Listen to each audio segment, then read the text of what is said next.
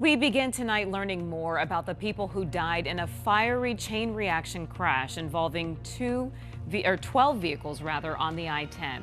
Good evening and thanks so much for joining us. For 12 News at 10, I'm Kariba Devine. I'm Mark Curtis. A total of 4 people were killed and several others injured Saturday afternoon, about 14 miles west of Tonopah. 12 News journalist Gabriela Becerra spoke with family members of one of the victims and has more on how they're being remembered.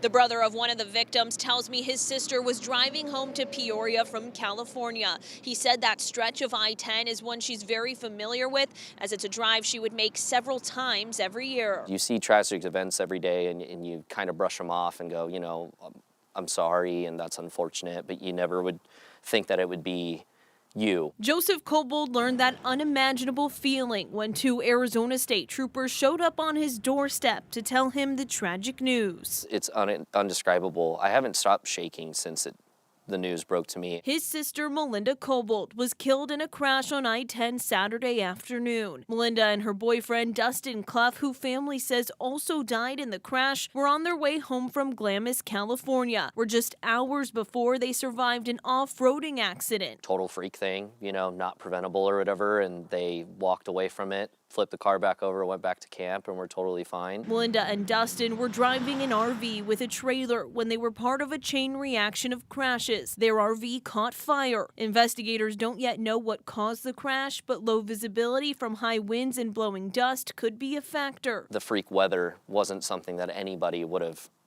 been able to predict or, prevent. Joseph tells me Melinda was an incredible mother to 2 boys and an amazing daughter and sister. Focusing on family was the biggest thing. She was a phenomenal mother. Her 2 boys loved her to death. He'll always remember her caring heart and willingness to help anyone in need. We miss the hell out of her, and may they both rest in peace. A GoFundMe page was created to help her family, including her 2 young boys, during this difficult time. We'll have a link on 12news.com. I'm Gabriela Becerra, 12 News. All right, Gabby, thank you.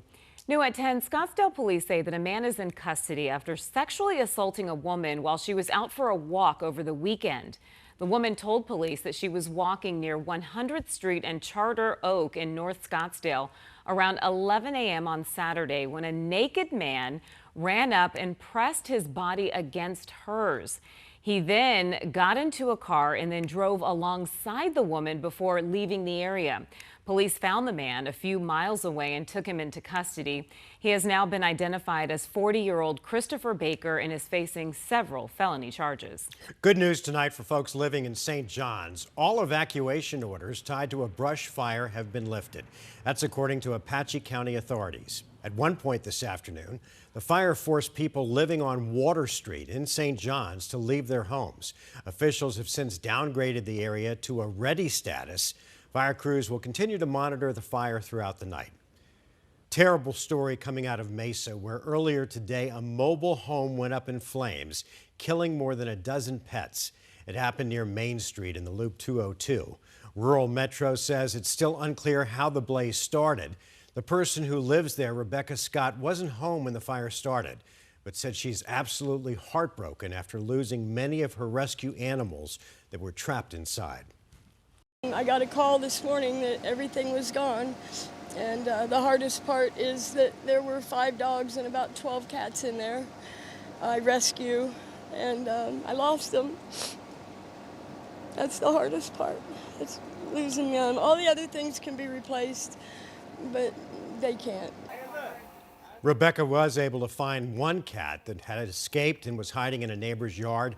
The cause of the fire is under investigation. Tonight, we are learning new details about what led up to a shooting inside of a busy hospital. Police have identified the person they say shot a security guard. 12 News journalist Chase Golightly is joining us live outside of Honor Health's Scottsdale Shea Hospital with the very latest. And Chase, police are questioning the suspect's mental stability. Creepy, that's right. First, I want to say that security guard is still recovering at another Scottsdale hospital tonight, but we learned that 30-year-old suspect was taken here to the Shea Medical Center yesterday for reportedly hallucinating and hearing voices. The nurse was running, screaming down the hallways. Chaos at this packed Scottsdale hospital. When the gunshot went off, no, it was a frenzy outside of the room. A single shot fired inside the emergency room at Scottsdale Shea Medical Center on Sunday, hitting a security guard in the shoulder. Police identifying that suspect as this man, 30-year-old Maximilian Yanofsky. We believe that he's a significant danger to the community, Your Honor. He's now facing several felony charges. During Yanofsky's initial appearance in court, prosecutors questioned his sanity. The state has concerns regarding his mental health status. In newly released arrest documents, it claims Yanofsky was taken to Shea by his cousin, who told police Yanofsky was exhibiting paranoid behavior, including hallucinations and hearing voices. On Sunday, the cousin dropped him off at Shea Hospital to be evaluated, but once he was admitted, the document claims he became angry and paranoid, locking himself inside a bathroom. 3 security guards responded and confronted the suspect. That's when he reportedly charged at them with a handgun, pointing it at them in the emergency room surrounded by patients and staff. Security tried to restrain Yanofsky, but in that process, the gun fired, hitting one of them. At that point, hospital staff and visitors also stepped in to help subdue Yanofsky, finally getting the gun away from him. Yanofsky was arrested and now faces a $250,000 cash-only bond. Hours after his arrest, Yanofsky's neighbors say his Mesa home was raided by Scottsdale police. Broken glass from the windows being shattered could be seen in the front yard.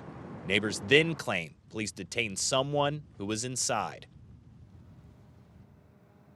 I did reach out to Scottsdale Police regarding that search warrant they served at that Mesa home. I also reached out to Honor Health about this situation that happened at one of their hospitals and how someone was able to get inside with a firearm.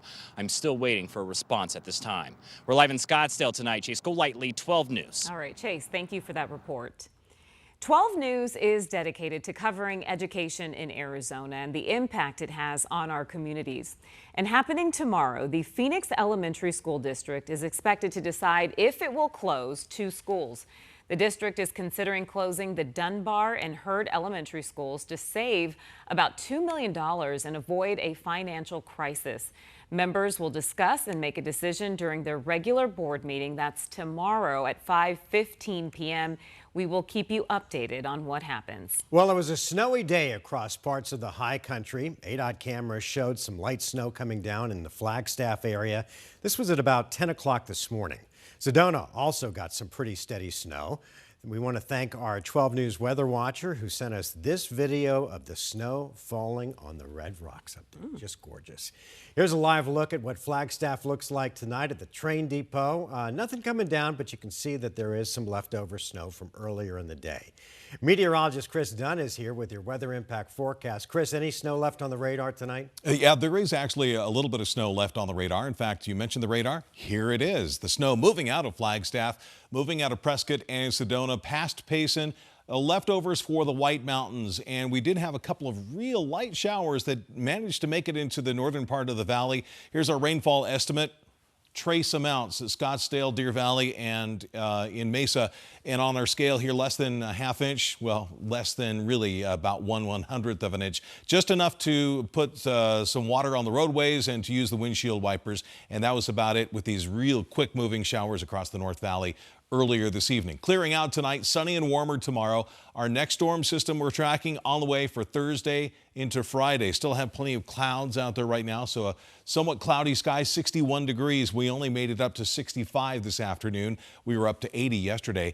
80 in the forecast along with rain. That's in the 7-day. That's coming up in just a little bit. All right, Chris, we'll see you in a little bit. Thanks. Big news out of Washington today, tied to Arizona's fast-growing tech industry. TSMC is expanding as part of a $100 billion investment.